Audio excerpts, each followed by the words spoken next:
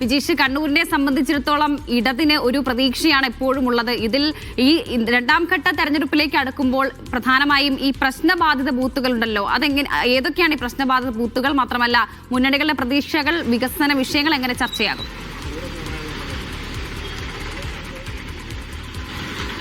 വർഷം ഇതിനകത്ത് 2305 ബൂത്തുകളാണ് കണ്ണൂർ ജില്ലയിൽ മൊത്തത്തിലുള്ളത്. അതായത് 92 തദ്ദേശ സ്ഥാപനങ്ങളിലായിട്ട് 2305 ബൂത്തുകൾ. ഇതിനകത്ത് 1025 ബൂത്തുകളാണ് പ്രശ്നബാധിത ബൂത്തുകളായി കണക്കാക്കിയിരിക്കുന്നത്. അവിടെ വെബ്കാസ്റ്റിംഗ് ഉൾപ്പെടെയുള്ള സംവിധാനങ്ങളാണ് ഏർപ്പെടുത്തിയിരിക്കുന്നത്. ഇതിനുവേണ്ട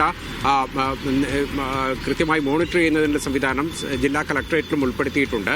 സുരക്ഷയാണ് ഒരു പ്രധാനമായിട്ട് കണ്ണൂരിൽ തെരഞ്ഞെടുപ്പ് നടക്കുമ്പോൾ ഏറ്റവും പ്രധാനപ്പെട്ട ഒരു കാര്യമായിട്ടുള്ളത്. അതിനുവേണ്ടി ഏകദേശം 5100ഓളം പോലീസുകാരെയാണ് വിന്യസിച്ചിരിക്കുന്നത്. 2500 പോലീസുകാരെ കണ്ണൂർ സിറ്റി മേഖലയിലും റൂറൽ മേഖലയിൽ 2600 പോലീസുകാരെയുമാണ് നിയോഗിച്ചിട്ടുള്ളത്. ഇതിനു പുറമെ കഴിഞ്ഞ ദിവസങ്ങളിൽ തന്നെ പ്രശ്നബാധിത മേഖലകളെന്ന് കരുതപ്പെടുന്ന മേഖലകളിൽ പോലീസിന്റെ റൂട്ട് മാർച്ച് ഉൾപ്പെടെയുള്ള സംവിധാനങ്ങൾ ഉണ്ടായിരുന്നു. ഇതൊക്കെ കൊണ്ട് സുരക്ഷ വളരെ പ്രാധാന്യത്തോടുകൂടി തന്നെയാണ് പോലീസ് കൈകാര്യം ചെയ്യുന്നത്. അല്ലെങ്കിൽ ഭരണകൂടം അത് അത്തരത്തിൽ തന്നെയാണ് മുന്നോട്ട് പോയിക്കൊണ്ടിരിക്കുന്നത്.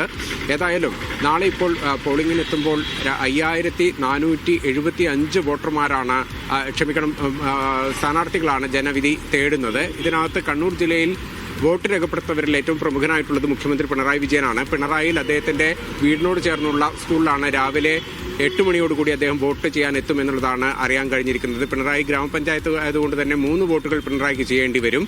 ഒപ്പം തന്നെ KPCC പ്രസിഡന്റ് സണ്ണി ജോസഫ്, അദ്ദേഹം പായം ഗ്രാമപഞ്ചായത്തിലെ വോട്ടറാണ്. പായത്ത് രാവിലെ 8 മണിയോടുകൂടി സണ്ണി ജോസഫ് വോട്ട് ചെയ്യുമെന്നുള്ളതാണ് അറിയിച്ചിരിക്കുന്നത്.